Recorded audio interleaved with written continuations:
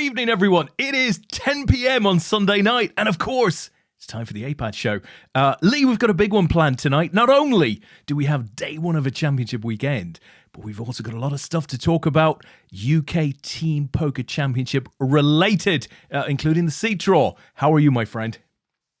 I am very well indeed. It's been a sporting disaster of a weekend, but luckily, we don't have to talk about any sort of sport whatsoever because we've got too much poker to get through tonight, haven't we? So that's the idea. Damn.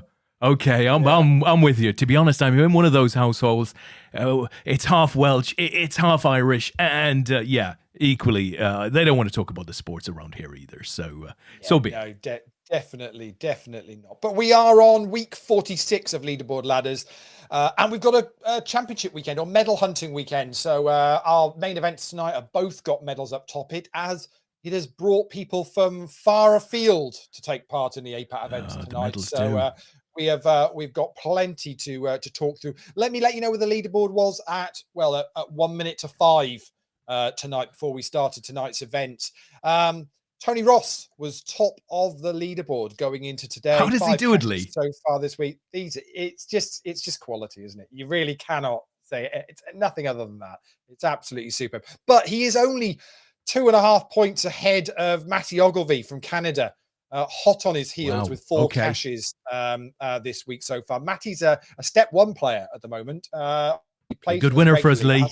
Hasn't played for, would be a very good winner, as would Juventino Cantu from Mexico, who's third at the moment, only about 25 points off Tony. He's also a step 1 player at the moment. Juventino's had a good run so far this week, 4 cashes. Richard Rodling-Smith is 4th at the moment. He's had 3 cashes this week, and Jesse Gray from Canada has had a couple of cashes and puts him in 5th place. We've got the usual suspects in the top 20. Brendan's there, and Lexi's there, Mikalo's there, Vasili's there, Gary Young's there, our very own Tony G, Heribert at Falkhofer from Germany is there. So all the usual suspects. But obviously we know on a Sunday night, the final 4 tournaments of the week, all things could change. The deep stacks already concluded, started at 5 o'clock. We got 96 runners in that. Absolutely smashed the guarantee of $750. Ended up with 960 in that. The top prize of $252. Well, that went to Jamie Round of the UK. He beat Finn Strauss from Germany, heads up. Brian Frew finishing in 3rd. And I was hoping I was going to get to pen a headline, but unfortunately, Christian Biro exited in 4th. Boom. Dear. Yeah. So those points already are now I've added to the leaderboard. Main event tonight. Well, that's got a whopping 117 runners in there. You put some medals up, and boy, oh boy, do we see the players piling in. $3,471 in the prize pool. Top 20 being paid. We're already smashed well into that. We're down to 2 tables. We've got 13 players remaining at the moment. Top prize there, Des, apart from obviously the gold medal, $850 up top. For that one tonight. So that will be good. Lots of regular names in there that you'll recognize. We've got Daniela from Germany, who regularly plays with us. Lewis Tabib back playing from Austria. Obviously, you know Lewis from the WCRAP, second in chips. Dave Clark is 3rd in chips at the moment. Richard King is 4th in chips. Adam Bromley is 7th in chips. Michelle Gascoigne 10th in chips. Drew Atkins, remember Drew from the World Championships? He loves his harp, right? Yeah. Drew is in the money. He's 11th in chips at the moment. So plenty of players in that we're to recognise and keep an eye on. PLO tonight just got over the guarantee in that. There's medals up for grabs in this one as well. 34 runners in that. We've got 11 remaining. We're playing top 6 in that. Who have we got that we all know in this? Eddie is still in that. Tom Banks. Drew Atkins is still in this one as well, 9th of 11. Brian Yates is 5th of the 11 players remaining. And Stephen Ralph is 2nd in chips in that one at the moment. And obviously, finishing off tonight, it's the Turbo Knockout. The $500 guarantee gets smashed every single week. 75 runners in that tonight, which means we're paying top 13. We're down to 33 at the moment. So there's going to be, some decent bounties up for grabs. The one to always conclude the night. I see Christian Biro, actually, who I mentioned earlier on, is currently still in that as well, 13th of the 32 players remaining. So all of that's going on. We're going to keep an eye on all of that. But we did make a promise last week, Des, about the UK Team Champs. So we will give you details of the seat draw at some point tonight during the show. Well, I'll tell you what, Leigh, there's a hell of a lot going on poker-wise. There's a lot of excitement in the chat box as well. We have our biggest audience of the season watching along with us. So, guys, say hello. Say hello in the chat box. Throw a bit of banter out there. There's going to be plenty of responses tonight, I think. Let me just give you a little summary of what's happening. So, Michael Uprichard is there. Tom Bacon is there. Dean Pearson is there. Barry Cullen is there. Stuart Cassidy. Trish Chaplin. Asa, of course, is there. He's always there. Evening all, evening back to you, Asa. Simon Lawler, Simon, the what are we calling him? What do we call it, Simon? The Oracle. Simon is there. Great weekend here. The guru, the guru, absolute I like guru. Yeah. Stuart Cassidy is calling for DSP. Danny Strange is there. Simon Allen waves. Andy Coyle is there. Louis Bell is there. Duke Street Poker tuned in. So a lot of love for the Duke Street guys. Barry says, evening guys. Evening back, Barry. Eddie Niasco says everything. I think he might mean he's in everything or he's out of everything, but everything. Mr. Pilkington says, good evening, everyone. So good evening to you, David. Martin Hadfield is there. Good evening. Louis gets a response here on Team DSP. So lots of DSP stuff. Michael comes in with DSP as well. Richard Lathan is there. Natalie Bromley is there. Good evening, she says, and good evening to you, Natalie. Anthony Giattini is there. Stuart Cassidy is also DSPing. Carl Burlsford is there. Ian Eyre, the Warden of the North, is there. Tris says evening all. Evening back, Tris. Dave Cotgrave is there. Ian says evening all, back to you as well, Ian. Jason Kemp is there. Jamie Lackenby is there. Good evening all. And back at you, Jamie. Leon Blackwell is there. Jesus Christ. Is there a live tournament coming up shortly or something? Tony Ross is there. Tony is back on top of the leaderboard with a night to play. No surprise. Our good old friend Alan McBride is there. We haven't seen Alan at a live event for a little while. To be honest, Leigh, we haven't seen anyone at a live event for a little while. In a while. It's been a while. That is going to change very, very shortly. Leon Holmes is there. John Murray is there. Better be good. You're competing with Celebrity Big Brother Australia. I'm not sure we can, live up to those expectations. Stephen Ralph is there with an evening all. Gary Young, evening. Lisa Greer, evening, gents. Stephen Ralph says, got you up with UKPT final table stream. Chris Hibbert is there. Chris celebrating the Liverpool win today. There's a few of us out there. Mr. Byrne from the Emerald Isle is there. Evening, guys. Evening to you, Brendan. Tony says evening. Carrie Hollick is there. Hello all. Michael Lee, looking forward to seeing familiar faces again this weekend. It's been a while. It has indeed been a while. Leon Blackwell says hi. Matt Carter is there. Evening, losers. Hey, that's what we're expecting. We want to see a bit of that. David Griffiths is there. Hi, guys. And I think, Leigh, with that, given the audience we have, we should probably answer the question, what are your plans for announcing this draw? Are we going to go through a few tables? How are we going to do this? Yeah, well, I thought we'd go through, we'll go through a couple of tables. So I think that's the best way to do it. So, I mean, we've got so many people in the chat. I guess the way to do, I'll let you pick, but what we really want to know is who wants to know their table. So if you want to know your table, just pick me or something in the chat. Des will call out a couple of names and we'll put a few tables up on the screen and we'll have a quick chat through a couple of them. And then we'll let you all know where you can actually, see the full table, draw yourselves and have a work through. But we'll have a bit of fun to start with. And we'll get a couple of tables up. So if anybody's, if anyone, maybe no one's interested, Des. Well, listen, maybe I can let me throw one out there, Leigh, just to get the whole thing sparked and up and away. And to be honest, after that intro, I just want to have a lie down. But I'm going to throw a name out there and let's bring this guy's table up. And we'll go from there. So, Kai Hutchinson, right? Let's see who is on Kai's table. It's bound to be moist, to say the least. That's one way of looking at it. Okay, right, let's do this. There we go. I have Kai's table up on the screen. So Kai is he's going to be on table 56 next weekend. He's going to be sat in seat number 8. Okay, he on his table then. He's going to have Kevin Bell from Duke Street Poker, Dave Stones from Angie's Room, Lisa Greer is on his table, Head Williams from the Malvern Poker Club, Susan Ettery from the Slow Rollers, Daniel Salmons from Quad Jokers, Andy Coulthard from Bicester and Banbury, and then he's got Dwayne Porter from the APAT Misfits. Not an easy table for Kai. No, it's going to be tough. It's going to be a tough table. I recognise quite a lot of the names there, a lot of experienced players. Interestingly, not a bunch of, Kai type heavy drinkers, I don't think. I think that could be a sensible table. The question is whether they can hold Kai back or whether, in fact, Kai will influence all of them and there'll be Jaeger bombs going through, throughout the first level. We'll just have to wait and see. I think 56 it's just bar side of Dustle Dawn, I think. So, yeah, I think he's nearer the bar than the toilet, so he's okay. So, yeah. Well, I tell you what, there's a bunch of tables, Lee. I don't know how we're going to do this, but Jamie Lackenby was the first in, I think. No, hold on, he wasn't. Gary Young was the first in. Pick moi, he said. So, who is on Gary Young's table? So Gary Young is on table 33. I've lost it there. There we go.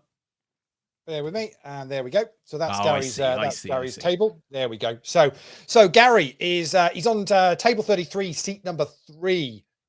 Oh, that's a table, isn't it? Eh? Look at that. Look at that. Mr. Pilkington over from Ireland. You've got Walty Pies, right, Ben, who will probably just walk around the outside of Dust Till Dawn for the entire weekend just to keep his level of fitness and exercise up. Gary there himself. We've got Nathan. You've got Steve. Tris Chaplin is there in seat 6.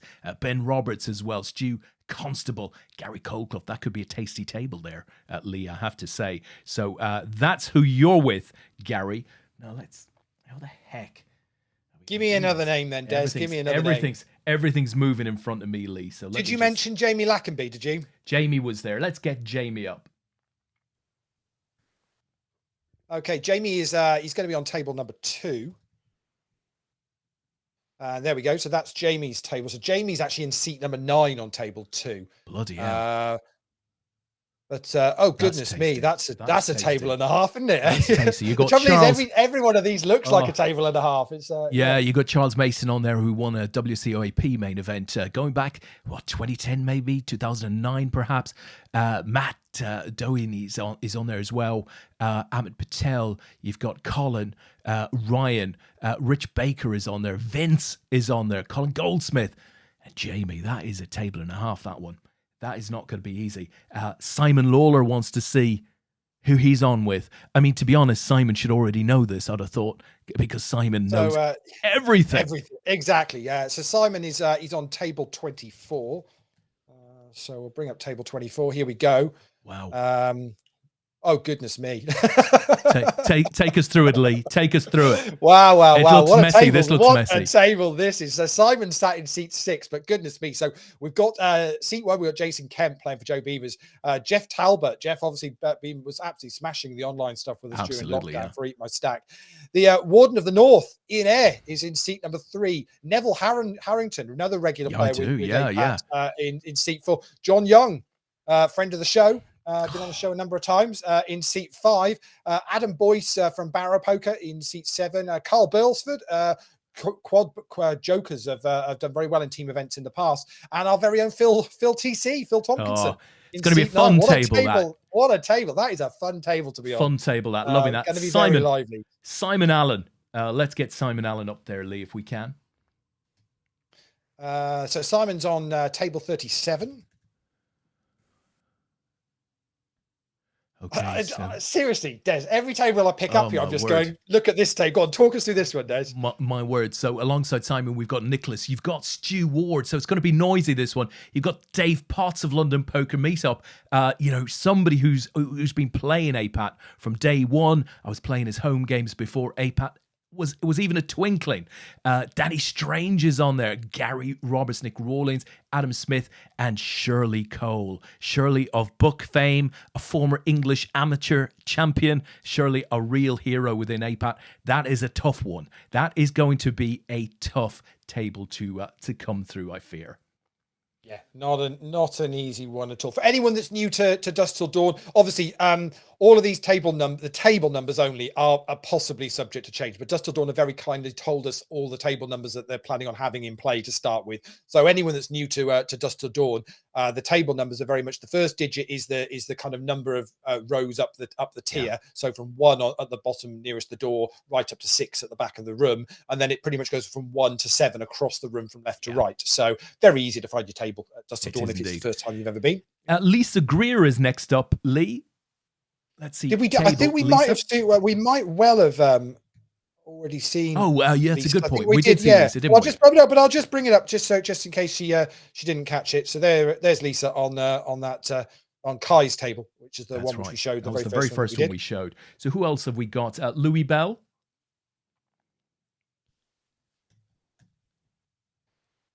Bell. Yes. Louis Bell. Now, if Louis isn't there, we're going to have to redraw the whole thing. Yeah. Unless Dan is a different name, maybe. It could be, possibly. Louis, what other name might you be on there as? We can see a Kevin Bell, but that's what we have. Pilco, we've seen. Stuart Cassidy. Stuart, he's going to be table 45. And this is the trouble with this. Every time you go, oh, look at that, what a table that is. So Stuart's seat 8 on table 45. He's got Liam Pickering, Jason Edwards, Anthony Parry, Ken McBride is on there. Tomo, Ian Thompson is on that table. Tim Magnus, previous APAT champion, on that table. Anthony Lee from Lee Barrett Poker Meetup guys, and then Curtis Ledger. Very experienced player, ex-blonde, of course. Fantastic little table there. Louis says, yes, that's me. That's me, Kevin. Okay, right. There you go. In which case, table. Well, I think we might have mentioned that one because it's that table 56. Everybody from table 56 wants to know about that table. So that's table Kai. That's the Kai table with Lisa that we mentioned, and Dwayne on that one as well. So Leon Blackwell. Have we seen Leon's table? Table 47. I'm not sure. I don't think we've seen that. Let's have a look. No, we haven't. This is the one. Oh my word. This is the one.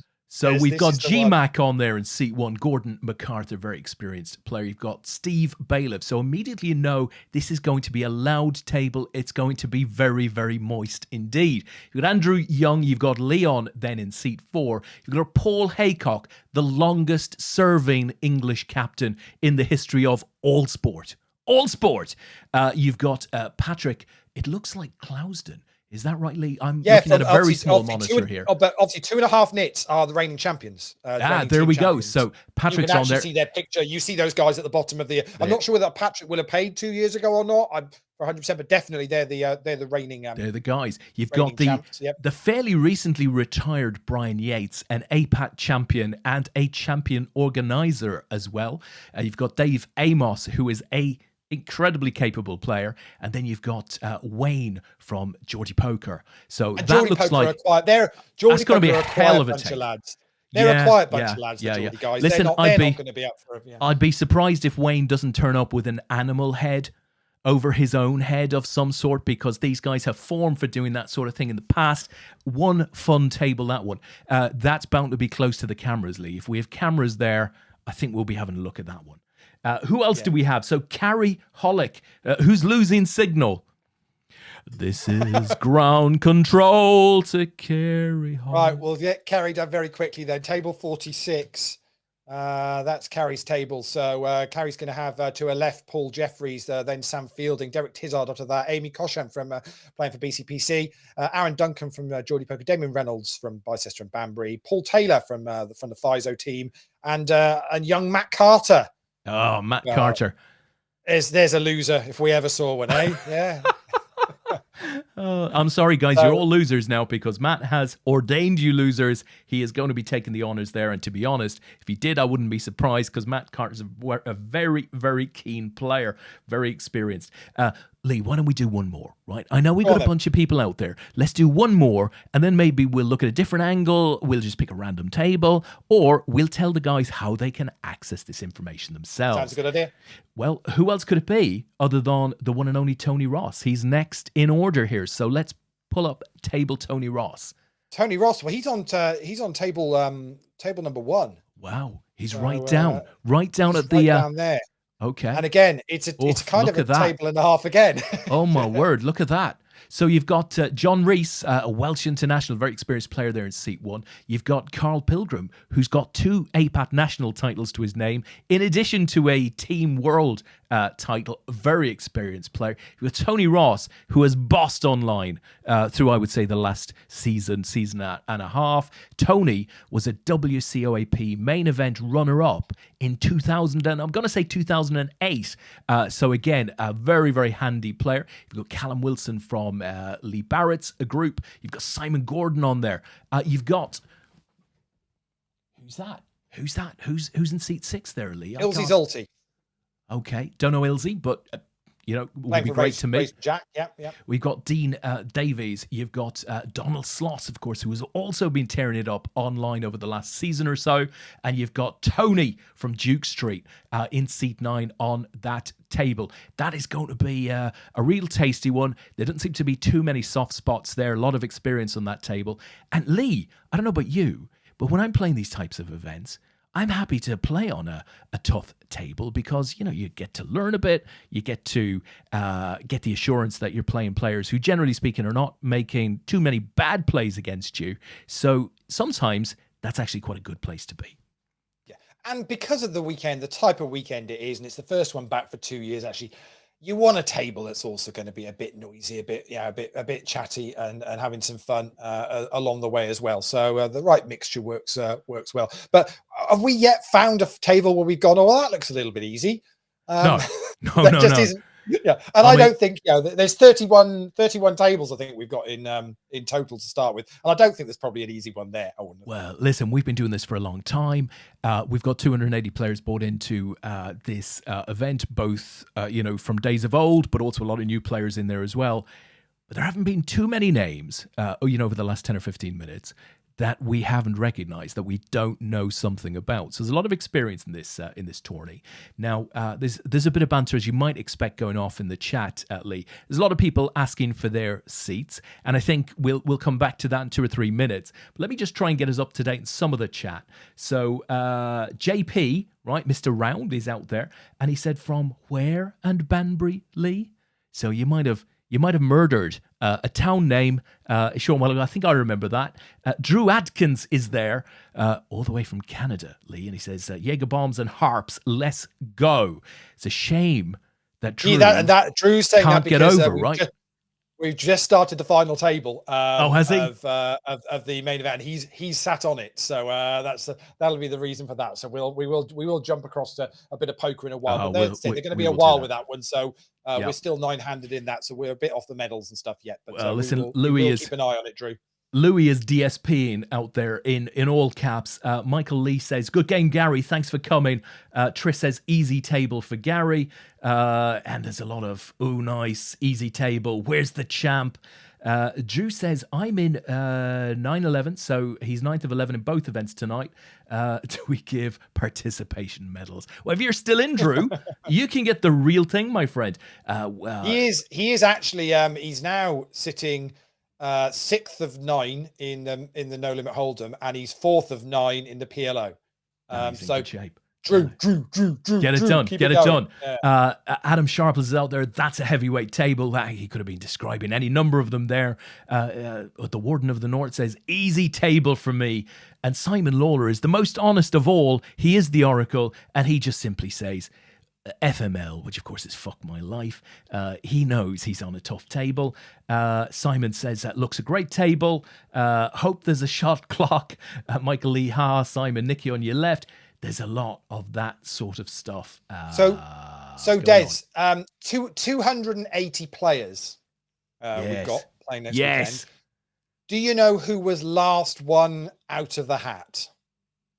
The last player out of the hat, out of the Last 280. player out of the hat. Not the captain. I'm going to say the captain. No. Not the captain, No, Carl no. Pilgrim. No. No. I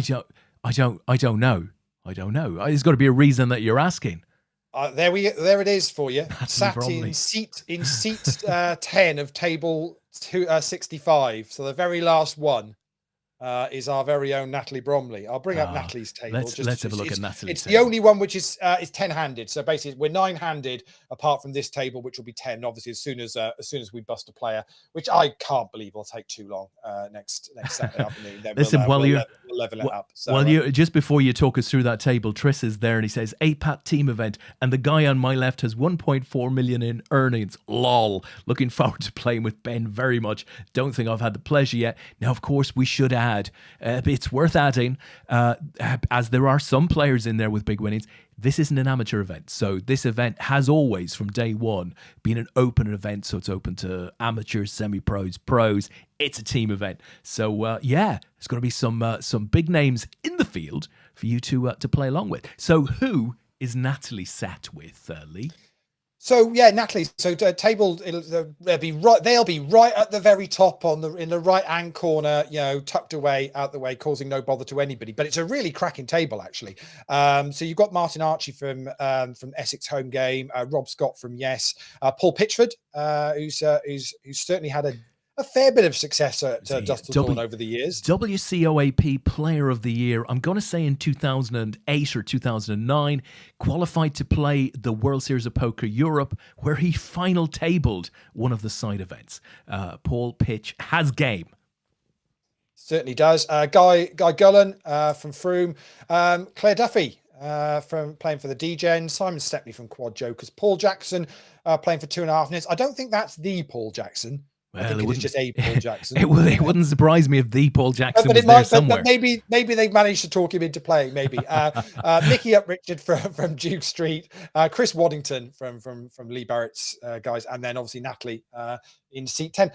Last one at the hat, but obviously we saved the best for last with the seat draw. So of the 280 players, there's nothing wrong with that at all. Oh, fantastic! Well, there's a lot of commentary out there, Leigh. Just from players sort of, bemoaning their bad luck at being on table XYZ, or saying how loud, table ABC is going to be, and lots of good stuff going on out there. So how, Leigh, if I'm stood out there at the moment wondering what table I'm on, how can I find out? Excellent. So we've got it all loaded up on the website. I'll let you know the address to get to it now. I just want to very quickly show you the easiest way to go about finding out what's going on. We've got a little search function on the seat draw. So if you're team captains, for example, you can very easily. So we'll use Carl's team as an example. I can start typing Shay Jer into the search, and it will give me all the Shay Jer team. So I can very easily then see where they all are. So for captains, that's really easy for you to quickly grab a screenshot or whatever of where your team sat. If you're an individual, so again, I'll use Carl as a perfect example. Start typing your name in. It'll bring up all the Carls that are in the seat draw. You'll see you're there at table number 1, T01. All you then do is in the chat is type in T01, and it'll bring up your table for you. It is as straightforward as that. Now, it is subject to possibly the odd change of table number or something like that, but we're certainly not envisaging changing anybody's seating positions, other than if a player gets swapped out in this week for whatever reason. That will be the only reason. It'll be a change of a person in that team.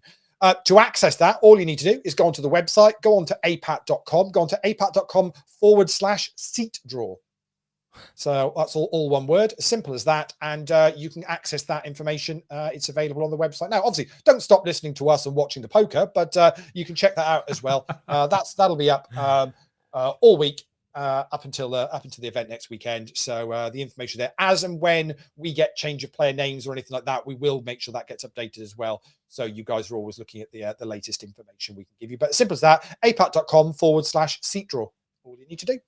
Fantastic. Thank you, Leigh. That works swimmingly. And of course, we'll put a link to that within the Facebook group after the show so that you will be able to link from there also. But all of that info is out there now. So Leigh, really looking forward to this. Any other information that the guys need to know? Side events? Do you know, is that opening up tomorrow? Is that the plan? So side events will open up tomorrow from 8 o'clock in the evening, as far as I'm aware. If you want to register in advance for any of the side events, you need to have a LuxonPay account set up. If you've not done that yet, Tom's posted up some details on the Facebook group about where you need to link through and do that. Get it done. You will need to verify. You're on a small limit with LuxonPay until you've kind of provided confirmation of your address details and bits and pieces like that. They turn it around pretty quickly, but you do want to get it organized, because we're kind of thinking that side events are going to be pretty popular, and you, as well as all the players from APAT teams turning up for the weekend. Obviously, the Dust Till Dawn regulars that have been playing, at Dust Till Dawn for the past few months with the soft opening, will be, going in and looking to play their regular Friday night games that they want to play, which will include that bounty on a Friday night. I certainly think that one is going to be super, super popular. So if you haven't yet got a LuxonPay account, recommend doing it.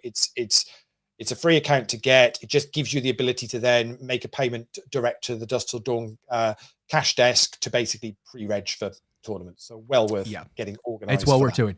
And guys, just to clarify, APAT isn't making any money out of LuxonPay or anything like that. So this is just a D2D sort of operational tool. It works for them, therefore we're happy to support that. And if it gets you into those side events early, if it assures you of your seat, then absolutely that's a win-win. And what we should also say is Rob and Rob's team are behind LuxonPay. So from a point of view, it's not an absolute kind of random third party that no one's so it's those guys are behind it. So you can 100% know that it's a good system, and just to say it's well worth getting registered up and getting sorted. Fantastic, love it. Shall we look at some poker? Yeah, I guess we better hand, because we've got a final table. So let's get the seat draw down, and let's bring up a table and see what we got going on, because it's as we've got a hand happening in the middle there, and we might well have lost Daniela. We have, yes, just lost Daniela as we came to that table. So let me give you an update where we are with the poker tonight now. No Limit Hold'em main event started with 117 runners. We are down to 8 now, as we've just lost Daniela in 9th place. Finished there for just under $94. So 8 players remaining there. Richard King's chip leader at the moment. Lewis Tabib is second in chips. We've still got Dave Clark, Drew, Michelle is still there on that table. Matthias Jutt as well from playing out Malta. So that looks like it's going to be a cracking final table, which we are going to focus on. Give you an update on the PLO, though. That's down to 9, as we did allude to, because Drew is now second in chips in that one. Wow. Eddie Nyaxu's chip leader in that one at the moment. Tom Banks is still in there. Stephen Ralph is still in there. Alessio Conti is still in there as well. So loads still going on in that one. And the Turbo 75 runners, we're down to 16, so we're 3 off the money in that. Kirsty Farha is chip leader in that. Billy Johnson's still in that one. Mark Bennett's there. Tim Magnus, Simon Allen, Dean Pearson, Heribert, Jeff Talbot still in there. Simon Cook as well. So yeah, all still playing for points. All trying to chase down Tony Ross, who's chip leader at the top of the table, as we say, or points leader at the top of the table going into today. I think he's still there. I don't think anyone's overtaken him. I'll have a look in a minute, and when I catch up with some of these exits. But yeah, eight left.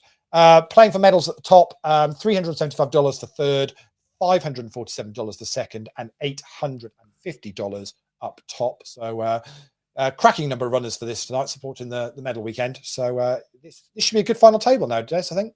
Yeah, no, you've got a good bunch of players here, good deal of experience there as well, and obviously a great prize at the end of it, whether you're talking about the cash or indeed the medals. You're just getting your hand on an APAT medal is always a nice thing to do. There's lots of players who haven't had the pleasure thus far. No, absolutely. And I know lots of players will have now gone from the chat and have desperately gone onto apat.com/seat draw to check out exactly where they're sat, but hopefully still listening to us as we're doing this. But yeah, let us know about your seat draw for the team event. If you've had a look, and I'd love to know what what you think. Are you looking forward to the event? Happy with who you've got on your table? Anybody you think is going to be a pushover? Other than obviously John's just John Murray's just put up his table draw. It's an interesting one. He's got Caitlyn Jenner, Meghan Markle's brother. He's got Jessica from Maths and Omarosa on his table, apparently. He's done well. He's done well on there. Is he near the bar? That's the most important thing with that, I think, probably. I don't know any of these people, Lee. I'm not sure these people have APAT rankings. I think John might sail through that table, if I'm honest. Yes, I'm sure he'll be okay. But also, let us know. Are you planning? Who's coming up on the Friday? Who's planning on playing the side event on Friday? Or are people traveling up on the Saturday? Where are you meeting for breakfast? We need all the useful tips to know what everybody's up to next weekend. What time does it start at, Lee, on Saturday? What the poker? The poker. I don't know. Is it like 2 o'clock or something like that? Is it 2? Genuinely, it's been a while. It's been a while. It's been a while. It has been a while. 2 o'clock. That's a really good question, actually. So, listen, assuming it's starting at 2 o'clock on Saturday. I mean, we're pretty sure it's starting on Saturday, right? We're at least aware of the day. Assuming it's starting at 2 o'clock, I will be pulling it to town at around 5 to 2, Lee. At around, because I've got to slide by that bar, right? I've got to slide by really, really quietly. That's the way it's got to be done, right? So we can keep APAT running for another year, as opposed to me being stopped at the bar. So yeah, I'm coming up Saturday morning. I'll be up a lot before 5 minutes to 2 on Saturday, but I'm coming up on Saturday, but I'm going back on Sunday night. So once the event has finished out, I'll be back in my car heading south. As I suspect a few players will as well. 3 o'clock. It's a 3 o'clock start. 3 o'clock. Yeah, 3 o'clock start on both days, on both Saturday and Sunday. Really? Why so late? I don't think Dusseldorf open much earlier than that. So could be that. There's a few people out there. So Carrie is saying she is coming up on Friday. Pilco is saying he's coming on Friday as well. Yeah, there's a bunch of people going to be coming on Friday. Doesn't surprise me at all. I think Friday is going to be absolutely rocking. And of course, we've got Super Bowl, right? Super Bowl final on Sunday night. So Monday morning. Yeah, and it's been a bit of a turn up in who's in the final. So I don't think it was the final that perhaps most were expecting, but certainly one of the games, the Bengals the other weekend before last, certainly I think surprised a few and have made it through to the Super Bowl. So it should be interesting. I don't know. Again, let us know in the chat. I know we've got plenty of players as well. Crikey, we're watching Queens versus Kings. Oof. And looks like Drew is going to get a double up through Niels. He does. Wow. Could be Drew's night. Can he, is he in with a chance of making a late run on the leaderboard if he takes down both of these events? Let's have a look. If he took down both of the events, he'd get himself into the top 20, 5 right? Probably for doing that. Oh, really? Yeah, certainly. Comfortably in the top 20. Might even make top 5 with it. Okay, that'd be great. That'd be a great week to make top 5. Listen, Stu is out there. Stu Ward. He says he's on the same table as Danny Strange for the 33rd APAT team event in a row. Now, there's a man whose football team has enjoyed the greatest success this weekend. For years, of course, they knocked United out of the cup on Friday night. Middlesbrough we're talking about here. Handball! No, I didn't see that. I didn't see that, Lee. I didn't see that at all. But did you watch it? Were you quizzing? Yeah, I watched it. You watched it? No. I watched it. I'm really, really pleased for Stu because I know how much he supports his team. Genuinely, I know what the rules are and why the goal was given, but goodness me, it's we've got ourselves in a right mess with some of these football rulings. That's the way it is. It's a bit, yeah. It's gone a bit like that, isn't it? For me, that was handball. I mean, there's a brilliant video of Mark Goldbridge. There's a brilliant video of Mark Goldbridge going around, who, of course, is a huge United fan. He's got a big United fan channel on YouTube. Oh, hello. Is this an all-in? This is an all-in. Yeah, it's the 8-9 at risk, and Dave's hit his is 7, which is going to be enough, and we're going to lose Matthias Judd in 6th place. Yeah, Matthias is out, but Mark Goldbridge, he's commentating through, with his 50,000 watch along friends, this Middlesbrough goal, and he's sort of saying, handball, it's going to be no goal. The VAR's going to look at it. It's don't worry about it, guys. Absolutely no goal here. Look at those sort of tossers out there celebrating the goal, and even the guy who handled it is celebrating. How can he celebrate when he knows he's handled it and it's going to be ruled out in 30 seconds? Hold on. What? He's given a goal? And he goes absolutely into one. It's just glorious, I have to say. I think most of the Middlesbrough bench it'll be given as a handball. But the rules are the way the rules are at the moment. If that player had put it into the net himself, it would have been ruled out. If a defender had handled it like that in the box, it would have been a penalty. But if you do that, handle it, and then somebody else puts the ball in the back of the net, that's okay.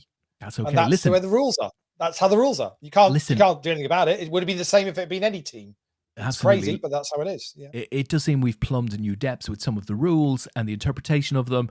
But, Leigh, well, I just didn't think it was possible to say this, but it seems like United are in an absolutely worse state than they were even when Ollie was here. It seems to be an incredibly bleak period for Man United. Not really, because people have come out and said this after the result on Friday. If you look at the game on Friday, we absolutely mullered Middlesbrough first half. Could have been 3 or 4 up. I think we had something like 7 big chances and missed all of them. It's just one of those days. Bad day at the office. Can't stick the ball in the back of the net. Ronaldo misses a penalty. They then get the handball goal, which the Bruno miss, but isn't that one of the questions though? That isn't because there's anything necessarily. Yeah, Bruno doesn't miss that because there's something's wrong with a club. Ronaldo doesn't miss the penalty because it's just that these things just happen. I mean, you look at yesterday how close Chelsea came to getting West Ham. I mean, the West Ham second goal is offside. It's so clearly offside. I don't know how it's not been. No one's ever even questioned. But there's no VAR there anyway, so it makes a difference. Yeah. So West Ham, it does. I mean, you look at Bournemouth tonight, losing to Boreham Wood 1-0 at home. I mean, it's incredible. I mean, you can have a bad day at the office. Man City went 1 down, at home to Fulham. Obviously, came through it. United just didn't work. Me personally, as a fan, I'd love us to win the FA Cup, but at the same time, I'm not hugely worried. My focus is 4th place in the league. We've got a free shot at the Champions League to see what we can do. No pressure, because everyone's expecting us to. We can't win that. We've been told it's done, so that's fine. So we've got a free shot at that. No bother whatsoever. Our focus has got to be on between now and the end of the season, getting that 4th place position, which will allow us to then bring in whoever we need to bring in the summer and go again.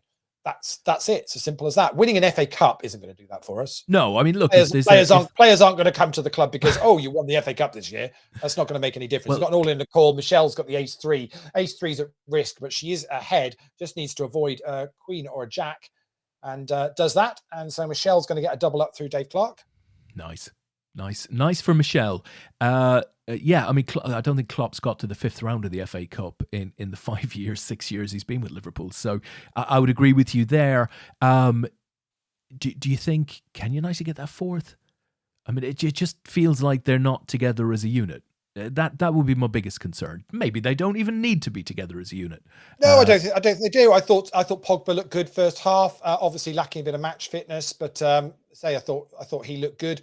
I think we've got rid of a few more of the problem players in the squad that would probably bringing the squad down, whether for the right or the wrong reason. Martial certainly. I felt a bit for Donny van de Beek, but at the same time, because he's not getting games and he's obviously down about it, that's not what you want around the squad. So he can go out for the second half of the season. So we'll see if they can kind of bring it all together. I thought Sancho looked very good on Friday night. Again, not had enough game time. So again, it didn't have the legs to see it through. Just the number of misses that there was just ridiculous. And then you feel we've lost 6 of the last 7 penalty shootouts that we've been involved in. Insane. I mean, it's just like it's crazy. But there's no reason why it can't be brought together. I didn't see anything in the performance. We just missed a ridiculous number of chances. I'd be really worried if we weren't creating those chances. And listen, Borough were drawn at home to Spurs in the 5th round. Having seen them, do you give them any chance of stopping Harry Kane and co? Probably not. To do that again 2 games in a row. They got lucky on Friday night. Maybe they rode the luck a little bit and deserved it.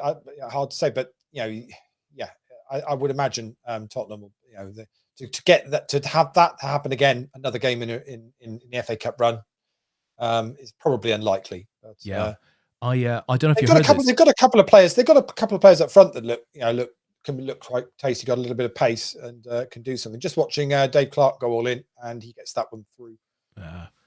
I don't know if you've heard this, Leigh, but Man City have had issues with the 5th round draw. Apparently, they've brought them directly to the European Sporting Organisation. They've got a complaint. Obviously, they drew Peterborough, but that was before Boreham Wood actually won their match, and City are complaining. We've got to play Peterborough. They should have drawn the lowest. Boreham Wood are still in the competition. Can that be a thing? So we'll have to see how that one is managed through.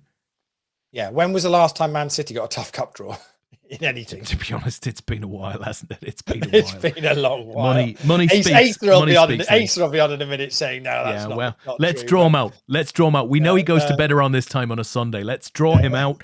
Superb news, Leigh. One Paul McGuinness is in the chat box having a bit of banter. Bit of banter. It's the very best tournament in the world. Football, obviously, not poker. So I guess he's talking about the FA Cup. I can't believe he thinks football is better than poker. Poker has been so good to Paul McGuinness. I have just to say. Watching an all in a call there. Richard King's Ace King is good enough. Neil's with a Queen Jack suited. Not a bad hand to get it in with, but nothing hits for either of them. So Richard King, who we know has got skills when it comes to Sunday night poker with APAT. He likes comfortable chip leader. Absolutely, he likes a good bounty. Richard King, the Chocolate King. He certainly does. I mean, it's why we couldn't afford to put another advent calendar promo on the Christmas just gone. He cleared us out of chocolate the year before. Our factory in Switzerland. I mean, they've nearly closed down because of all of the chocolate we've sent through. One Glenn Townsend is in the chat box. He's saying up the posh. Of course, Glenn is a Peterborough fan, so he'll be looking forward to taking on. I'm not sure, beating Man City, but taking them on and putting on a respectable performance, I have to say. Glenn, you missed a lot of banter about next weekend's game, the first hour of the show. It is all there on demand, my friend. We are looking forward to coming to Dusk Till Dawn, are we not, Leigh? Absolutely. Is there anything we should let people know about, Glenn? If there is, pop it in the chat, and we'll make sure to what day the message. What day is day one on? Day one. Is that the Friday, Saturday, or Sunday? I can never. I just get. I get confused, Leigh. Very confused. All in a call. Ace Queen versus the Queens. It's the Ace Queen that's at risk. Dave's going to need to either hit running hearts or an ace. Oh, here we go. Needs to be an ace now, and the Case Queen comes out anyway just to finish it. And Lewis Tabib is going to win that. We're going to lose Dave Clark in 6th place, so we are down to 5. Getting close to these medals now, Des. You're getting close to medals, Leigh. This is beginning to burble a bit now. It's going quickly at this stage. So what sort of shape is everybody in? What's our average stack here, Leigh? Average stack is 1.1 million. Blinds are at 25,000, 50,000 at the moment. So say average stack is about 23 bigs. So Michelle's in a little trouble here. She's going to have to speak soon, I imagine. Yeah, I think so. Glenn's just confirming in the chat that we're on a 3 p.m. start, and the club is open 2 hours before the start on Saturday. Super. So the club will be open from 1 p.m. Super. Those we're down to 5 in the PLO as well. Drew is still in that. He's 5th of 5 in that, and he's 4th of 5 in this. But this is a cracking double effort from Drew. Yeah, I was talking to Rob. It might have been the night before last night, Leigh. We occasionally have these chats very, very late at night. They're very random, and we finished the chat where Rob assured me they would have a lot of beer and a lot of food in for the guys, because that's always our problem, right? These casinos, they run out of beer like just too early. Yeah, I've got a funny feeling you might see them run out of Corona on the weekend, but they won't run out of lime. Yeah, if for anyone at home knows exactly what I'm talking about. There would be a certain symmetry to that, I have to say. Yeah, absolutely. Yeah, definitely would be the case. Yes, but even Dust Till Dawn, which are very good at stocking up these things, we do still manage to kind of smash bar records and that kind of thing for fun normally at these events. So, and I'm sure after 2 years of being at an APAT event, the players will give it a good go. I think the APAT management might give it a good go for this one. This is for all of us, right? This isn't just for the players. We're all looking forward to getting away. Yes, yeah. I must admit, I've got a meeting on Friday morning, a virtual call Friday morning, and then I'm in the car and heading up to Nottingham. Actually, I did Wales and back today, so I had to pop up to Wales for the day. So I've done that today. So. Yeah, starting to get out and about doing bits and pieces. So yeah, nice. My daughter. So we are just gonna say we're down to 5 in the PLO. We're down to 7 now in the turbo knockout. That absolutely flies by. But we've still got Tim Magnus is still in that. Jamie Gormley, Simon Cook, Jeff Talbot is still going in that one. So I'll keep an eye on that for everybody. My daughter got the keys. Oh, hello. Michelle is all in here. Ace Jack versus Ace King, and unfortunately for Michelle, crikey, Richard's picking up some cards at the right time. We lose Michelle in 5th place, picking up just shy of $200, but very well done to her. Well done, Michelle. Good run. And Ace Jack looks pretty when you're sat on that stack at this stage of a final table. I have to say, did not work out. So Glenn has confirmed that on Friday, the club will open 1 hour before the start. So you'll be able to get in there at that time. Ben Walty Pies Walton is in the chat. Good evening to you, Ben. We talked about your table draw sometime earlier in the show. Can't remember what it was. So for anybody that's just tuned in, we did run through some for a bit of fun. We called out some people in the chat and we ran through their table on the show. If you missed that, either you can watch that on demand at any point if you want to. But if you want to check out your seat draw, there's it's on the website. There's a nice little search function in where you can either type in your team name to bring up your team, or your name, and it'll bring up your table draw. Then put the table in, and you can see the whole of your table. You just need to go to apat.com/seat draw, and it's all on the website, and you'll find all the info you need to know there. And if we have any player changes between now and next weekend, we will update it on there as well. If it's a change of just a change of name. So fantastic, all good. And Triplin is just recommending to Glenn that he should order 4 to 6 extra boxes of Corona. Maybe we should run a little guessing competition of how many bottles of Corona we think Dust Till Dawn will sell over the weekend. I don't know how we track it. How would we track something like that? Glenn will be able to track it for us. What I'd be tempted to do is I'll just sneak out the back and count how many are in stock, and that will be my guess. So it'd be like counting chips at the table. Yeah, no, it is going to be an emotional weekend next weekend. Players back for an APAT event for the first time in a couple of years. Us back doing an event, and obviously being back at an APAT event with sadly with some players that are no longer going to be there. It's going to be it's going to be quite an emotional weekend for lots and lots of reasons.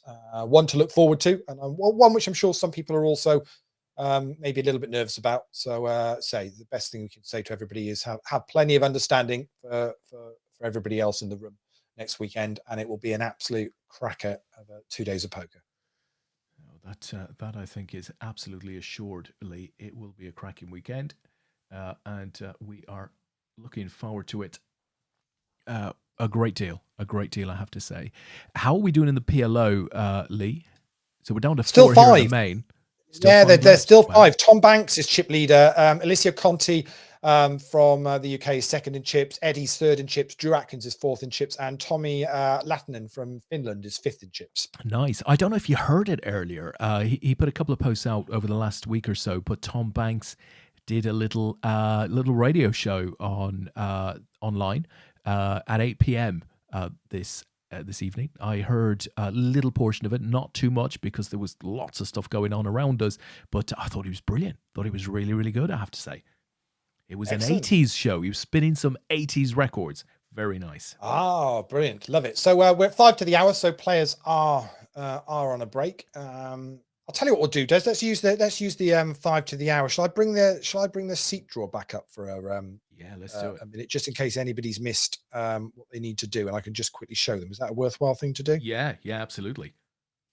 Let me just bring that back up. So yeah, if you're on the if you go onto the website, so if you go onto apat.com/seat draw, and then what you'll see is you'll see the start of the seat draw, basically, and it's in table order with then the seat number, player, and the team. So if you want to go, and if you're a team captain, you want to go and find your team, for example. Let's bring up the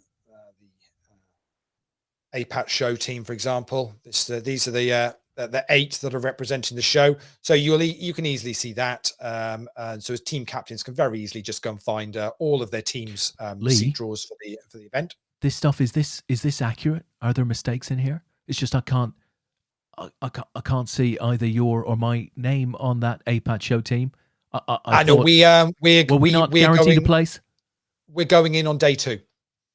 Oh, straight in on day 2. Yeah, okay, yeah. Good point. Yeah, straight good into points. So you and I are straight. You and I are straight into points. That makes a lot more sense now.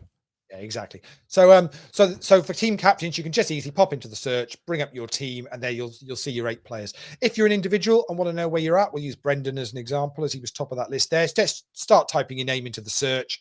It'll bring it up for you. It'll show you there. So Brendan, if you're Brendan, you go, right, I'm on table 14. Okay, well, I want to see who else is on my table 14. So back in the search, type T14, and that will bring up Brendan's table. And as you can see, he's actually, we'd not brought up Brendan's table before. Actually, that's an interesting one. He's in seat 5, so he's got Ant William in Eat My Stack in seat 1. Carl Jones from the Hit Squad, Will Young from BCPC, Danny Weaver playing for Blonde, Mick McCluskey playing for Angie's Room, Dylan Roberts for the Slow Rollers, Andy Coyle for Coldstream, and Eddie playing for Peace Hearts. I'm convinced there isn't a soft table in this field. There's not a soft table in the house. Just look at that. There is not a soft table in the house. I don't think. Ant Williams was final tabling WCOP events, main events, back in 2009 at Dusk Till Dawn.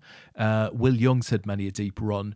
Brenda Byrne, of course, has been all over both our online and live medals for many, many years. Mick McCluskey's an established Irish poker player.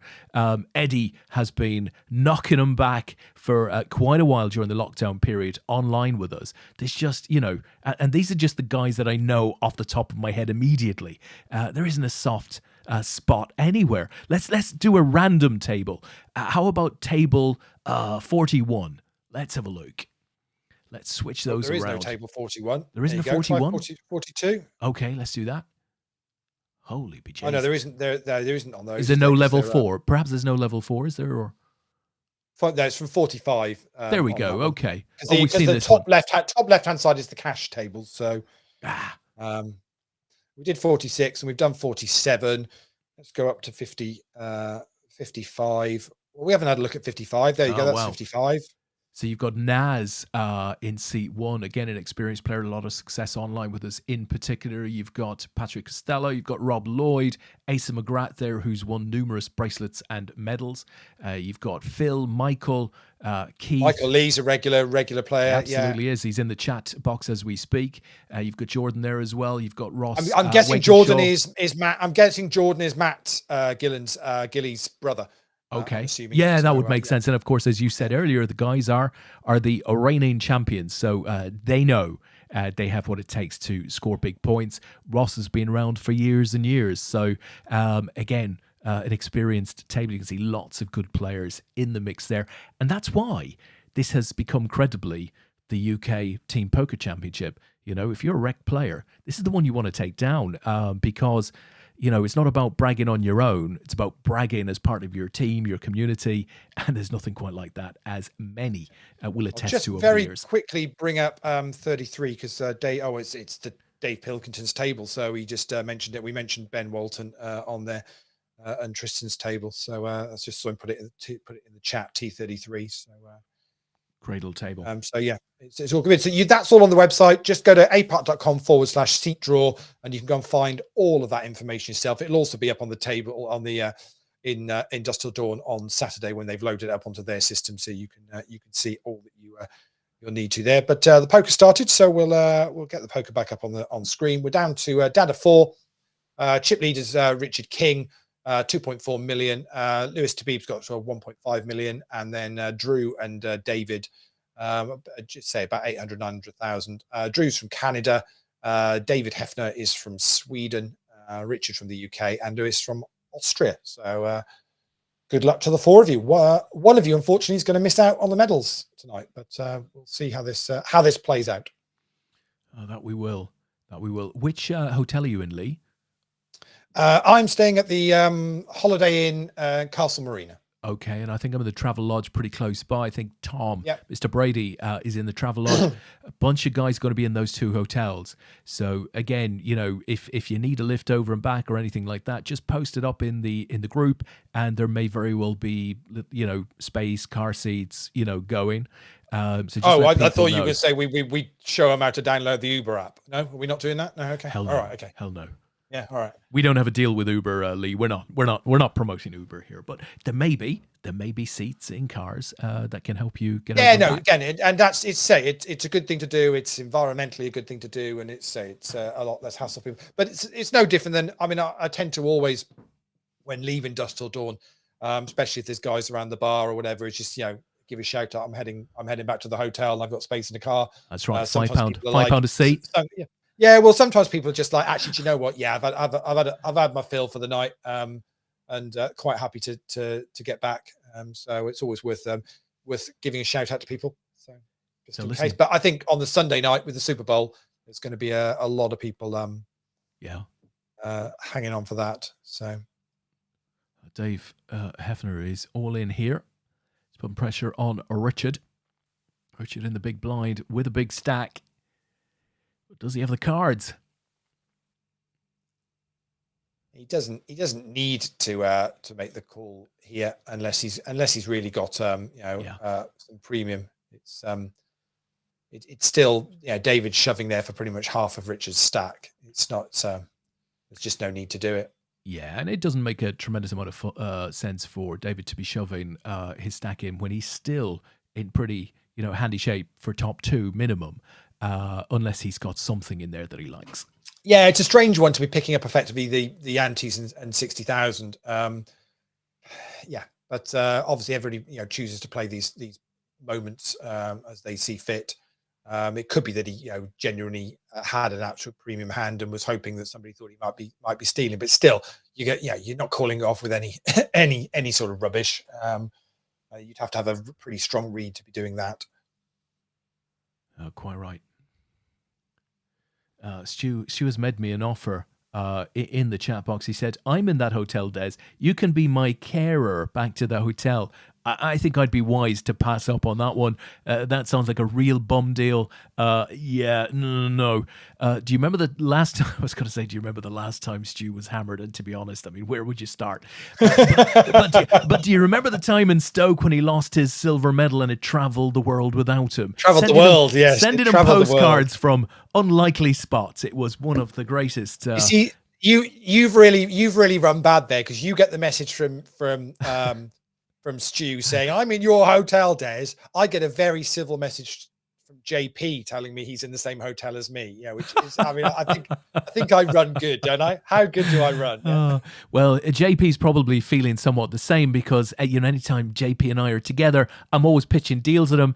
At this point, he probably thinks I'm just out to try and use him, which is not true, of course. So he's probably thinking, oh, thank Christ I've escaped Des, because I just know he'd be, pitching, Carlsberg. I know there's quite a few in a blue bottle. There's quite a few actually staying in the Holiday Inn. I know a number from the APAT show. I've already got Yeah. booked up in there as well. So well, those are the two locations, and I guess there'll be a bunch of B&Bs and stuff like that around there. But generally, those are the closest two hotels, right? yeah, I think there's a few others. I think the Village is also an option as well, which some people stay at. So actually, I mean, Nottingham's very good. I mean, Nottingham's a nice city, and there's plenty of. We've got an all in. We're going to get a call here. Oh, Lewis here we has go. popped it. Decision for Drew gets out the way. It's Ace King versus Jack 10 for David. It's the Jack 10 that's at risk. He's got look at that flop. draw options as well, but misses. Wow, a lot, and Lewis is going to pick up a huge stack there, and we're going to see David depart. So we have our medalists. It's the UK, Austria, and Canada are picking up the medals. Congrats to you, Drew guys. has a medal, Des. Dude, he's so happy. He goes woohoo out there in the chat box. He was talking about a ribbon. He's going to take a ribbon. These medals don't come with ribbons. They come with boxes. You're going to be happy when you get this thing, Drew. Well done, my friend. Leigh, what do you think of the play with the Jack 10? It was suited. It was connected. It looked pretty, but ultimately it's Jack high. What do you think of the play with Jack 10?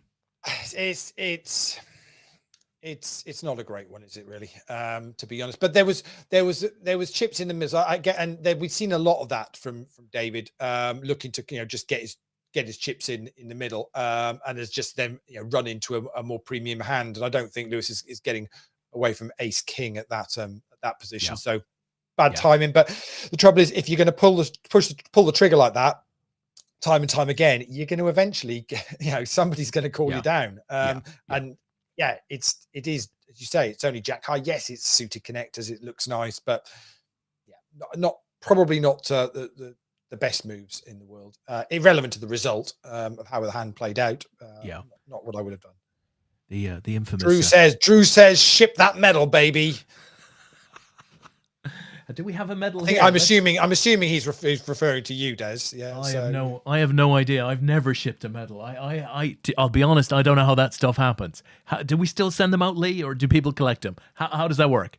No, we do send them out. All we ask these days is that they just need to kind of request a medal, because we kind of sometimes have to go chasing people. But Drew won't be a problem, because we know Drew will want his medal, so we will get in contact with Drew to get some details, and we will be shipping medals across the Atlantic. Fantastic. I hope he gets it with a note that says you've been asked to pay some import duty on this thing. I was going to say, I'm not sure. $58.99 import duty to get this medal. Whether Canada is accepting packages from the UK at the moment is another thing altogether. But that's just before you send it, Leigh, don't lick the envelope, right? Whatever you do, don't lick the envelope. It doesn't feel that long ago you and I were receiving packages from Canada, does it? We did. Absolutely. We had some beautiful liquid gold, as it transpired from one Mr. Michael Christensen. Maple syrup and some lager, wasn't it? It was absolutely fantastic. Very nice gesture from him. I've just, ironically, I've just looked at my fridge to see if it's still in there, the moose head, but no, the moose head died. It died very, very quickly after receipt. My maple syrup went into making gluten-free donuts, which is a good gluten-free donut recipe involving maple syrup. So I put it to very good use doing that. I bet. I had some on some product. It was very, very nice indeed. Some waffles, some pancakes. Listen, Tris is talking about, like many a commentator has said in the past, the Jack high shove, maybe not advisable. Do you remember? I've referred to this before, but it was one of my favorite moments from the sort of early 2000 World Series of Poker shows when the guy shoved. Ironically, he shoved with a queen high, right? And or he called an all-in with a queen high, and the player he was up against just ran through the casino saying, he called me with Jack high. Now, he actually called him with queen high, but nonetheless, it was a weak call. That was one of my favorite Jack high moments. Drew gets a double up there, A7 versus King 9 of Lewis, and hits. So Drew is doubled up, and that's evened up the stacks now for those two players. They're both on about 1.4 million now, and Richard has got double that, 2.8. All three of them in this hand. Oh, hello. Let's watch this one then. Let's go get, although there isn't a lot in the middle yet, there's not enough to, I think, commit anyone at this stage. No, and I guess they're going to be fairly nervous with all three of them in the hand. But Drew fires a bet. He'll take it. I'll take that back to Canada. That's enough. That's enough. Chips go to Canada. Nice. So Banksy, right? Our radio DJ Banksy is in the comment in the chat box. Rather, he said, "Does Tom still send them out?" And Wassy, right? El Campione, Rossi says, "Tom Banks, don't think so. I'm still waiting." So apparently, Tony Ross is waiting for a medal. Is he waiting for a medal? Right, Apparently. we will get that sorted. I will speak to him. I'll speak to Mr. Brady and I will get that address. Although, to be perfectly honest, Tony's at the next weekend, isn't he? So we will. I'm not sure whether it is with his. Tony, are you playing next weekend? Let me see if I can. Yes, he is. Yes, of course, he's playing for APAT Misfits. So so I'll make sure. Let me know what colour medal you're missing, and I will get Tom to bring an extra one up to Nottingham, and you can have it there. Listen, Jacob Tom's going to be happy with that, Lee, because he's just come in and he said, "My man better get his medal. Right, he better get his medal." So you sort that shit out, okay? Sort it out now, Lee. Sounds like Rounders, doesn't it? It does Pay the man his medal. I love that scene. I love that scene in Rounders when what was the guy's name? What was Tony? No, Teddy KGB, right? Teddy KGB. Teddy KGB was sat at the table, right, chewing on an APAT medal. Do you remember that? Yeah. He was chewing on an APAT bronze, as we like to call it. Tom Banks, well done. I heard a bit of you this evening. Thought you were excellent on the spinning the old 80s tunes on internet radio. Did a fine job.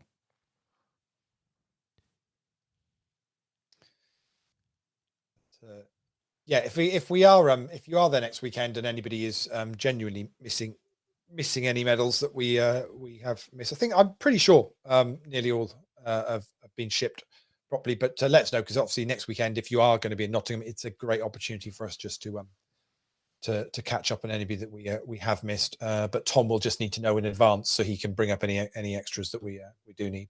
So we'll just give him one of the team medals, Lee. And just tell I've still got a WCOAP bracelet here. Do you? Yeah, that we couldn't get customs approval to get into a country. Into a country. So listen, if there's any of you out Russia. there, I think it was going into Russia, and we tried. It came back. That's fair enough. Once, I think, yeah. So we couldn't do anything about it. So listen, if there's any of you out there with an incredibly large arse, right? Can I say that, Lee? Can I say that? You'll know where I'm going with this, right? And you want a free trip to Russia, right? We can work together on this. I'd go quickly. He's never come back. Things are a little untidy over there. Yeah. I think he kind of gave up in the end.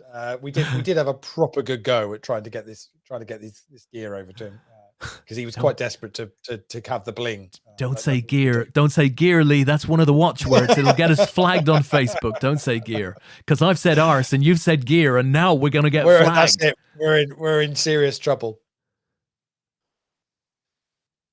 So Tristan says, not due any medals, but must be due at least 2 or 3 pints from Des. It's not true. I know I've got a bad rep. It's all a nonsense. It's not true. I think I owe somebody beer next weekend. Was it a couple of shows ago? We were betting. We was giving odds for beer. Was it? It might have been Dan. Actually, was it Dan Houston that we took a bet with? I can't even think what the bet was. I think I lost it, but I'll see if he comes and finds me next weekend and wants a beer. Then that'll be the reason why. So. Di is out there sending a message to Adam Neal. I think Cy must have planned for us to be at the same table. Can't wait to hug with you, drink with you in memory of Cy, reminisce with you, and of course, take your chips. Poker players, right? They're in there, right in there at the end of it all. Right in there. I can't wait to see you and hug you and have a drink with you and then take your chips. Yeah, exactly. Meanwhile, Tris, of course, made his appeal not due any medals, but must be due at least 2 to 3 pints from Des. Paul has come in and said, drawing dead. Drawing dead, you are indeed, my friend. You are drawing there dead. We go. The guru confirms it was Dan. I thought it was. I can't even remember what the bet was, but I'm pretty sure I probably lost it. So, that's for sure. I don't mind. I'm sure there'll be plenty of drinks bought by lots of people to lots of people next weekend. Oh, absolutely. No doubt about it. Absolutely.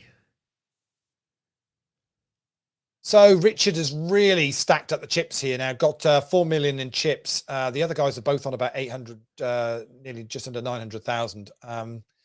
It's this awkward thing now, Des, isn't it? So they're all guaranteed $375. It goes 547 for second and 850 up top.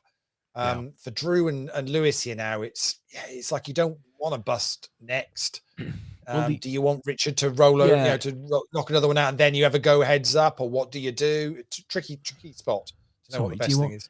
Do you want Richard to knock another one out? Of the players. Okay. I thought he was sat back, relaxed, just allowing these guys to beat each other up. What he chooses to do on a Sunday night is entirely up to him. Well, listen, one thing that he will do. It's a tricky one to know what the best things to do. Richard's certainly not going to slow down here in his. This is the thing. But one thing that he will do, because he's a super experienced player, is he's just going to play hard. If he sees any fear, he'll just take advantage of it. Oh, hello. Here we go. He's a little unlucky Queens versus Jacks. It's the Queens at risk. And the Queens are going to be good. Wow. And they're just going to get a double up through Richard. Well, it's good play by both players. No issues with either of those plays. Needed it badly. Puts Lewis back up to 1.4 million, which makes Drew the shorter stack now. But he's in this hand with Richard. And again, Richard fires out a bet on the King 4-4 board, and Drew lets it go. Blinds at 40,000, 80,000, which means Drew has now only got 10 bigs left. He is now second in chips of 5 in the PLO. Eddie is back to chip leader again. Eddie was like 5th of 5 about 10, 15 minutes ago. That PLO looks like it's going all over the place. So as soon as this one concludes, we'll jump onto that PLO table and give you an update from there. If there's anything left, there's 3 left in the turbo knockout. Kirsty Farha has been chip leader pretty much for the last 45 minutes in that. He's up against 2 Greek players in Evlampia and Spiridon. So they're the 2 players remaining in that. We lost Jeff Talbot in 4th and Tim Magnus in 5th. All in the call. Drew's at risk with the Queen Jack up against the Ace 4. Hits a Queen. Just needs to avoid an Ace and does. So Drew doubles up through Richard. Feels like we're back where we were about 10 minutes ago. Wow. That's poker. That's why we like it, right? So listen, we've got a bunch of people watching this stream on Twitch. So if you're out there in Twitch land and you want to say hello, do so. Drop your name or a hello in the chat box. Drew's got the aces. Louis got the King 9. He's going to need another King. Oh, there's a 9. Going to need a 9. It's only a 9 that's going to help. And he's hit it. Oh! What a river card. What a river card for Lewis. The 9. Once the board had paired, basically, it was only a 9 was going to be good for him, and he gets there. Wow, that is some hand, unbelievable. And Drew now down to just under 4 bigs. I'd imagine it's going to be there'll be a shove at some point here. If it's not this hand, it might well be the next one for him, but we'll see. How unfortunate is that for Drew? Not a lot you can do. Sick way to lose. He says devastation in the chat. Drew says, and yeah, feel for you there, Drew. There's really not a lot you can do. Let's see where this hand, Lewis is going to give him a walk. No, he raises it up. Drew's going to make the call. He's actually ahead. Drew's good. Needs to avoid a 6 and a 7. Now an up and down straight draw. The 4's going to hit, which is going to be enough to make a straight for Lewis. And we're going to lose Drew Atkins in 3rd place, but he's going to pick up a bronze medal. A bronze medal is making its way to Canada. Very well done, Drew. You can focus now in on the PLO because he is still there. He's looking for double medal tonight. Very rarely is that done. Very rarely is that done on an APAT medal weekend. It doesn't happen very often at all. So he's got 1 in the bag, and he's 3rd of 5 in the PLO. Yeah. See whether he can make it 2. I think the beautiful thing there as well, Lee, is that you can walk away from that final table knowing that he didn't make a mistake, right? Played everything 100%. Perfectly. Yeah, played it, no issues. Played it really, really well. Just there's nothing you can do when the cards drop like that for you. Not a lot you can do. So these guys are now fairly even, really. It's not a huge amount between them stack-wise. Richard just a little bit ahead. But I think that hand there will probably level it up. Yeah. about 2.8 million each. Blinds are at 40,000 and 80,000. So this should be a good heads up. Oh, absolutely. So listen, Leigh, I was just saying, we've got a bunch of people out on Twitch Poker. Say hello. We'll mention you in chat. Also on YouTube. And one Decaf TV said, well, hello, beautiful people. I think he must be talking to you and I, Leigh, but somehow I can't quite, put those two things together. So you know who that is, don't you? Are we? It's not Mr. Geordie Poker, is it? No, did you say Decaf TV? Yeah. That's Dan Williams. Is it? Oh, I had no idea. Yeah. Well, good evening to you, Dan. Is that was that Twitch you were on? Yeah. No, that's on YouTube. We're actually putting this thing out on 4 channels at the moment. But I'd imagine he's I think he's Decaf TV on YouTube, on Twitch. So okay, so that would make sense. That would absolutely make sense. So Dan, if we're on BBC Three tonight as well, aren't we? We're on BBC Three, and we're on ITV after supercasino.com. Fantastic. Excellent stuff. Oh, dear. Peter Wigglesworth is out there. Looking forward to next week and catching up with so many people. Just home from London. Felt short of the money in the bounty, but took 3 players out, so was free rolling. Good practice for the APAT bounty on Friday night. See you all then. So we look forward to seeing Peter Wigglesworth as well next weekend. Rich Baker is there and says, good evening, boys and gals. Good evening to you, Richard. We saw your table pop up on the table draw a little earlier in the stream. So I can't remember exactly who you were on with. We went through quite a few of them, but if you go to apat.com/table draw, you'll be able to search and find that. Adam Neal is out there as well, having a chat with lots of people. Good to see Adam around. Adam doing some cool stuff with ACR these days with Melanie Mosner and the team over there, managing their streamers and stuff like that, which I think is pretty cool. Pretty cool outing to have. So maybe he'll be ACR patched up next weekend. That could be pretty cool. Or is Adam there next weekend? I can't recall. Yeah. Is there? Well, it'll be good to see Adam as well. The band. Adam is. I'm trying to think who Adam's. Oh well, you're. He's playing for Race for Jack. Oh, there you go. Okay, so it'll be good to see Adam and the Race for Jack team. Adam, I was reading on his feed there a couple of weeks back that Terra 4 are they're headlining a gig, I think, in and around the Nottingham area at some point in the not too distant future. Pretty excited about that to be, at the top of the gig list. Pretty cool. Yeah, Adam's got a good table. He's on table 11 next weekend. He's on with Rita Galvin, Gary Pennicott, Rory Laidlaw, Wayne Parker's on there, and Di is on that table as well. Fantastic, super bunch of people there. He says just drunk up, not patched up. That's fair enough. That's absolutely fair enough.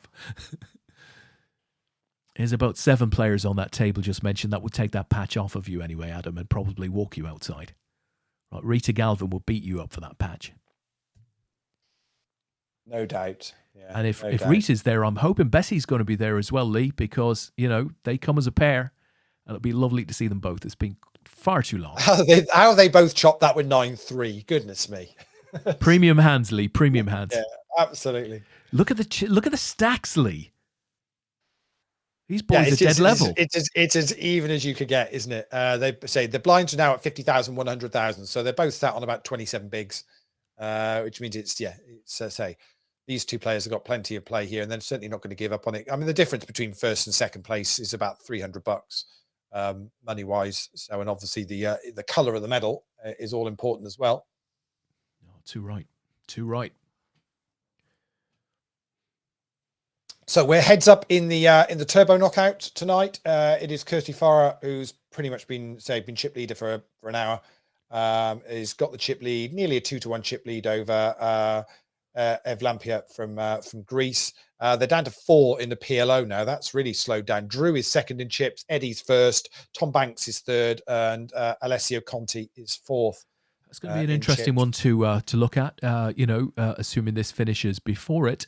How do we think is the leaderboard looking now, Leigh? Anybody challenging Tony, or do we think is Tony safe in the clubhouse? I think Tony. I don't think there's any change between the top 2 at the moment. I've still got to add in anybody that's picked up points solely from tonight, which I will do as soon as these ones finish. It's just a quick takes about a minute for me to sort that out. But at the moment, it looks like Tony's still that 2.5 points ahead of Matty Ogilvie. So, but yeah, it's I think Drew was the only one that potentially was going to maybe make top 5. Yeah. Or make a difference on that. So yeah, another great night for Tony Ross, as we see a lot of capital letters in the chat box. Banksy says 3, as Drew says double medal. Here we go. Banksy there you says, go. Ship the medal, baby. Lol. Alessio Conti has just finished 4th in the PLO, so Drew has done the double medal tonight. Wow, double bubble. Seriously, well done. Seriously, that is super impressive. Nice job, our Canadian friend.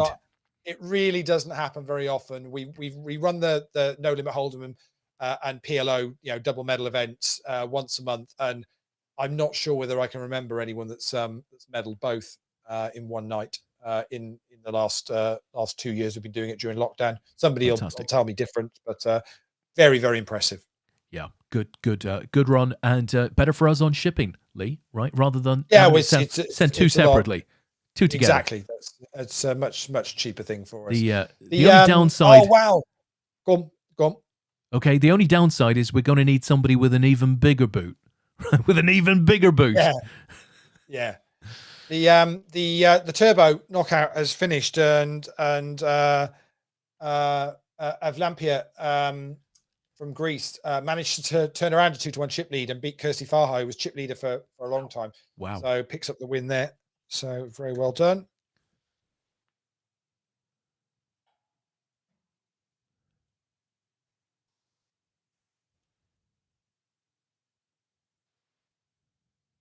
Evlampia Tampazidou. Wow. So Lee, we are closing in on a finish tonight, right? It feels like that. We're closing in on the end of the week.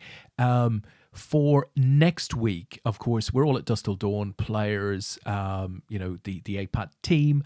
Not 100% sure yet how we're going to play next weekend as far as the APAT show is concerned. It's certainly not going to be like this.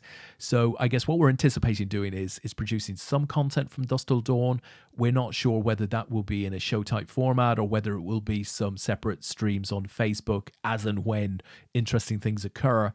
So we're going to figure that sort of stuff out, just based on quality of Wi-Fi and, cabling and all of that good stuff, probably next weekend. And we'll let you know through the Facebook group. We're certainly going there with the intention of producing stuff. Just quite in what format is yet to be determined. Yeah. What I will say is, because I did have a couple of questions during the week, people asking me about leaderboard ladders. Yeah. What were we doing? And I said, leaderboard ladders will continue. So if you're at Dusk Till Dawn next weekend, you've got a chance to play online events during the week, if you want to, or even whilst you're at Dusk Till Dawn, if you choose to do that. We're not expecting you to, whatever you want to do. But obviously there are plenty of players that play leaderboard ladders every week that won't be at Dusk Till Dawn next weekend. So it would be unfair just to completely put everything on hold for a week. So basically leaderboard ladders will continue. I will update every night and update the leaderboards, and we'll maybe put a thread or something up on the Sunday to confirm who's finished. But if you want to play leaderboard ladders next week, it's a fresh week next week. It's week 47 starts next week. Starts tomorrow. Get involved if you want to give it a go. It will be running, and we give away tickets every single week, and that's done. That's it. That is over. The Chocolate King has conquered. Wow, that happened quite. It did quite quick. Yeah, and what I'll do is we are down to 3 in the PLO, so I will just bring up the PLO table, Des, and we can. That's fine. So Louis, Lewis to be finishes in second place there, grabs a silver. That'll be on its way to Austria very, very shortly. Lewis, great job tonight. And we're heads up in the PLO as well. It's Drew versus Tom, both in the chat. Wow. So, and it's Richard. We should just say it, Lee. It's Richard King that takes down the main event and the gold medal, not his first medal with APAT. And Richard's medal will be on his way to him in the very near future as well. So well done, Richard. Great job. That was a good tournament, Lee. Yeah, really, really good. So nice to see some extra runners. So we kept the prize point the same as we do every week. At the moment, we're going to have a review of that, but we're very aware at the moment with kind of the way things are for people that actually we want to keep things sensible price wise and give people a chance to play for medals every month at a reasonable price. So that's what we've chosen to do for the time being. So these guys playing heads up. Well, was a gold and silver medal up for grab. Drew's already got a bronze, so he's gonna improve on that. He's gonna get two colors. Sure. Yeah, for sure.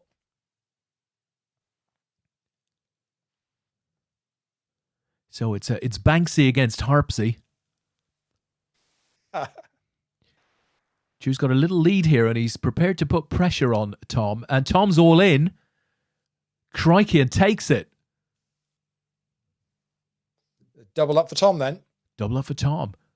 This thing has switched right around since we put it on, Lee. So there's not too much between them. It's all to play for here.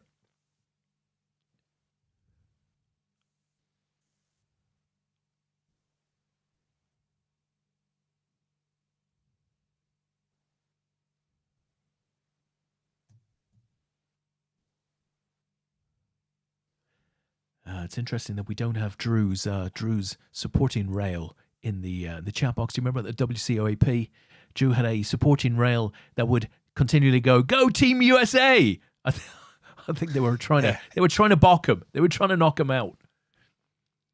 So it's been another good week of leaderboard ladders. 143 different players have cashed in the week.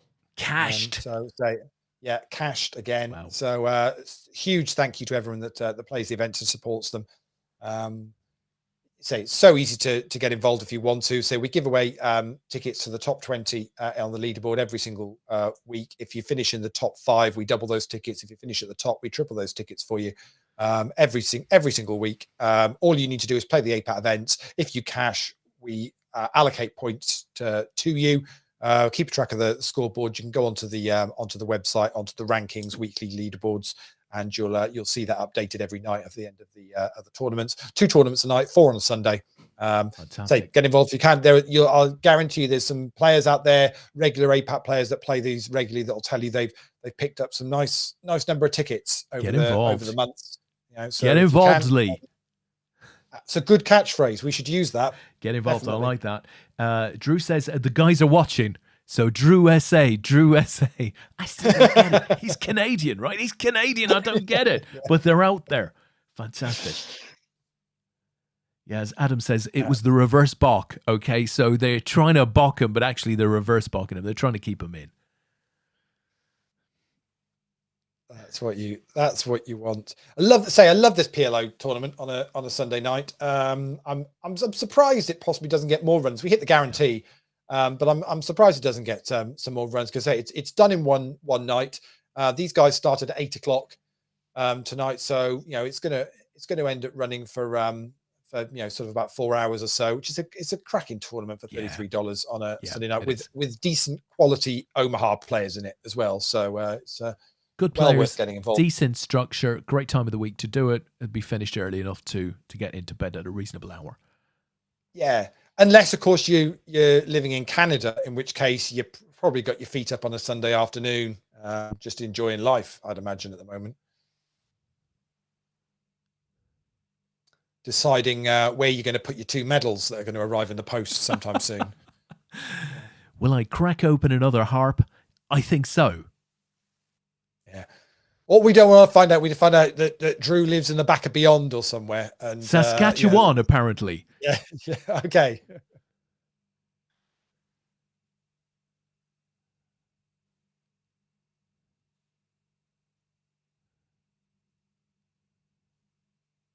Lee, I think. Hello. Where have they gone? Where have they gone, Lee? Where have they gone? Where have they gone? It's done. It's as simple as that. Tom Banks picks up the win. Bloody hell. He had a Queen King 10-7 in his hand. I have no idea what the winning actual combination of cards were. The winning, honestly, seriously. I was thinking of my next quip, Lee. It was going to be a good one, but it feels so wrong now. Drew is unfortunately has to settle for second place in that. But hey, a bronze and a silver on the night, you cannot complain with that whatsoever. Pretty good. So just to confirm that ended up. So Eddie finished in third, picking up the bronze medal and $153. So well done to Eddie. He's had a good run in the past few months. So that's absolutely superb. Drew picks up his second medal of the night. It's a silver to go with his bronze from the No Limit Hold'em. He picks up $234 for that one. And Tom Banks, Banksy, he's our gold medal winner tonight. He picks up $382. For the win in that one. So absolutely superb. So well done to all of our medalists tonight. What that does mean, bunged all of those results into the scoreboard. Would you believe the top 3 positions didn't change at all? It's unusual. None of them got any more points tonight yet, but it didn't make any difference whatsoever. So Tony Ross ends up top of the table by 2.5 points, 5 cashes in the week. 200 points actually is quite a low score to be top of the leaderboard with in the week, but it's a tough week to do it. A lot of players cash in this week, Lee. So, a lot more players in there, harder to get the points, right? Exactly. So Matty Ogilvy from Canada finishes in second. He gets double tickets. He's a step oneer. Yeah. So he'll pick up. And what I should say is Tony's a step 5 player. Yeah. So Tony's just picked up 3 lots of $55 tickets for finishing top this week. Huge respect for that. Matthew Ogilvy's a step 1 from Canada. He picks up $5.50 tickets, should I say. Giventino Cantu from Mexico finishes in third, so picks up 2 $5.50 tickets. Eddie made 4th in the end. He's a step 5, so he's going to get 2 $55 tickets. And Richard Rudling Smith squeezes into the top 5. He's a step 3, so Richard will be picking up 2 $22 tickets. Also in the top 20 for the week, Brendan makes it in there. He's a step 5. Jamie Round, step 2. He's made it in the top 20. Herbert Velkoffer from Germany, he's a step 3. He's made it into the top 20. And Kondapap from Belgium, again, 3 cashes in the week, was a step 2, so he makes it up. So for the first time in a while, I mean, Gary Young was a step 5. He's missed out this week. Shug has missed out on the top 20 this week. Gordon's missed out on the top 20 this week, although I don't think Gordon's played very much. Yanni's missed out on the top 20. These were all step 5 players that are unfortunately going to move down a step now from not being in the top 20 this week. But hey, you can't be there every week unless, of course, you're Tony Ross. It's very true. And there's going to be a further shake-up. There just has to be next week. It's going to be really interesting to see how that leaderboard finishes up. We'll figure out, how we're going to sort of give whoever tops that one, and who knows, maybe it's going to be Tony Ross again, maybe it's going to be one of these guys again, but if not, we'll figure out some way to ensure that we give them a bit of proper coverage on a great week. Just a couple of last comments in the chat box, Lee. So Lewis Dabib, right, finished runner-up in the main event, said, I haven't played much APAT over the last few months, so I saved all the run good for this one. My 3rd APAT medal, love it. So well done tonight, Lewis. Drew, another silver medalist there, silver and bronze medalist. Harp time. Well played, Tom from Simon Lawler. And Banksy said, well played, Drew. Really enjoyed it. And Drew says, the unstoppable Tommy B. So, both of those guys giving a lot of good banter over and back. Lovely to see. I guess, Dawn Cook. Right, Dawn is there. Where's the draw? So Dawn's arrived in a bit late. Where's the draw? Lee, tell her where the draw is. Well, have you emptied the bag yet? Have you warmed up the balls? Have you not done it yet? It's done, mate. Yeah. Some of those balls were hot. Yeah, I'm sure they were. So what I would say is, the seat draw is up on the website. We have a great lot of fun tonight with everyone in the chat and bringing up some seat tables. So if you've missed the show and want to watch it back on demand, it's well worth catching the early bit where we went through some of the seat draws, because it's quite entertaining. But if you missed that and you need to go and find it, go on to apat.com/seat draw. I think I saw somebody just put that in the chat as well. So you can find it there. I will put that up on the menu on the website as well once the show's finished. So apat.com/seat draw. You'll see the seat draws up there. There's a little search box in there, so you can, if you're a captain, you can search by typing in your team name, and it'll bring up just your team, and you can see where everyone's sat. If you're an individual, start typing in your name. It'll bring it up, bring up there. You'll see what table you're on. It'll be a T number. then just type in that T number and then it'll bring up the whole of your table. So lots of different ways you can do it. The information's up there. We'll update it with anything that changes during the week. We're not envisaging table numbers changing because Dust Till Dawn have kind of confirmed all the starting tables for us, but only if we've got slight change.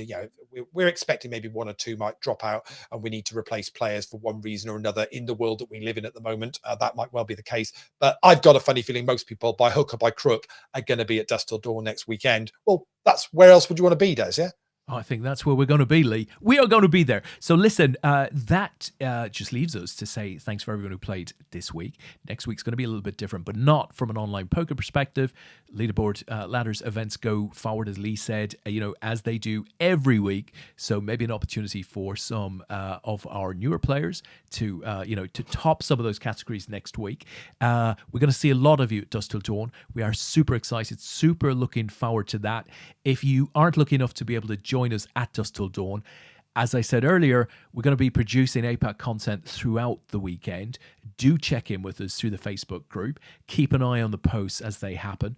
And, we'll update you sort of across the weekend as to who's doing what within the tournament individually and as a team.